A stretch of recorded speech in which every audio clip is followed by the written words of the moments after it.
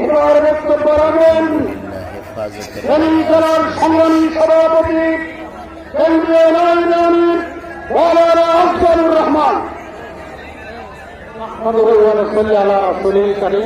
সময় একবারে সংক্ষিপ্ত, কয়েকটি কথা আলোচনা করে ইচ্ছা ছিল, শুধু একটি কথাই বলবো।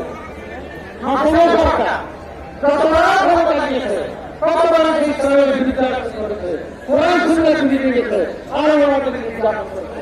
এই ডক্টর ইউনূস সাহেব, আপনি একটু হাসিনাকে ভারত বাঁচাতে পারে নাই, আপনাকে আমেরিকা বাঁচাতে পারবে না ইনশাআল্লাহ। আখির দাওয়ানা আলহামদুলিল্লাহ।